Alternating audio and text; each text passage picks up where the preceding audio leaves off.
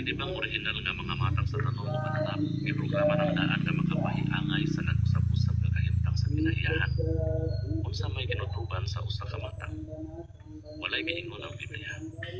Apan kini nag-ingon nga ang buhing mga ligalang may dagsang sumala sa ilang mga matang. Genesis 1:21. Sa ato pa, dunay kinutuban ang gidaghanon sa panagkadaiya sa usa ka matang. Ang mga fossil o ang modernong pagpanugi-dugi nagpalig-on sa ideya nga ang matang sa mga tanong o mananap wala ra kaayo mausap paglabay sa taas nga panahon. Sukwahi sa giingon sa mga fundamentalista, ang Genesis wala magtudlo nga ang universo, lakip ang yuta o ang tanang buhing butang diha niana, gilalang sa mubong yugto sa panahon, nga pipila lang kalibo ka tuig sa miagi.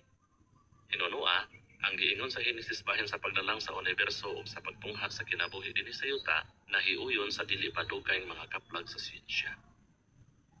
Tungod sa ilang pagtuo sa teorya sa filosofiya, daghang siyentipiko dili motuo sa giingon sa Biblia nga ang Dios mao'y naglalang sa tanang butang.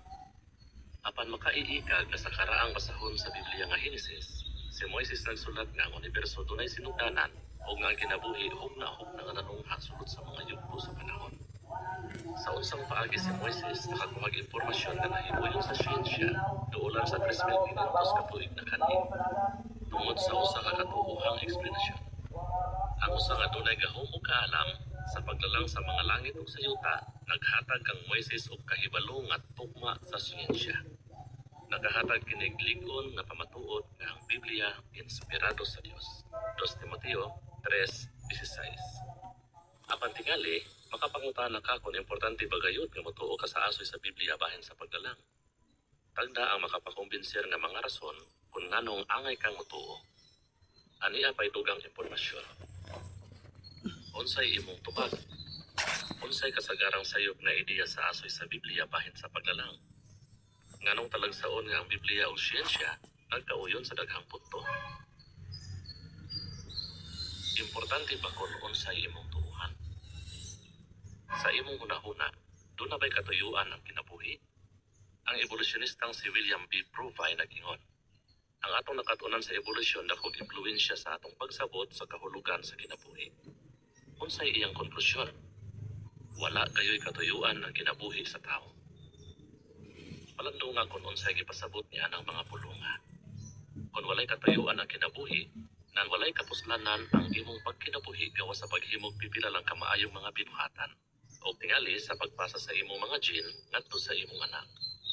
Ini kamatay nimo, ikaw muhunong na sa paglungtad. Ang imong utok na may katako sa paghunahuna, pagpangatarungan o pagpamalandong kung unsay kahulugan sa kinabuhi, mahimong usalang ka aksidente sa kinaiyahan. Dugang pa, daghan niadto nagtuo og evolusyon nag-ingon nga walay Dios o siya dili mangilabot sa mga kalihukan sa tao. Bisag asa pa niana, ang atong kaugmaon mahimong magagat na lang sa mga politiko, mga magtutudlo o mga lider sa relihiyon. Kung hugman sumala sa nahimo ni ini mga tawhana, ang kagubot, panagbangi o korupsyon na naghatag og kadaot sa katilingban, dili kayud mahanaw. Kung tinuod pa ang evolusyon, murag duna kitay katarungan sa pagkinabuhi subay ni ini nga panahon. Mangaon kita og manginom, kay ugma kita mga matay. Unang Korinto 15:32. Sa kasubuhi, ang Biblia nagtudlo, anaa sa Dios ang tukuran sa kinabuhi. Salmo 36:9. Makahulugan kaayo kini sa paglalang. Kung tinuod ang giingon sa Biblia, ang kinabuhi aduna kayo'y kahulugan. Ang atong magdalalang adunay mahigugmaong katuyuan alang sa tanang mupili sa pagkinabuhi uyon sa iyang kabubot. Kanang kabubot o naglakip sa saad nga kinabuhi diha sa usa ka kalibutan na walay kagubot, panagbangi o korupsyon o wala usay kamatayon. May mayong katarungan ang milyon-milyong tao sa kalibutan sa pagtuo nga ang pagkahibalo bahin sa Dios o ang pagkamasinugtanon kaniya makahatag gayud o kahulugan sa kinabuhi. Kanang nga pagtuo dili hinaturaw lamang. Klaro kaayo ang pamatuod. Ang kinabuhi gilalang. Ania pay dugang impormasyon. Unsay imong tubag? Unsay imong tuuhan? Nakita mitungha pinaaging evolusyon o nakita gilalang? Nganong kanay imong tubag? Unsa ang pipila ka maayong katarungan sa pagsusi sa basihanan sa imong pagtuo? katapusan sa busyon.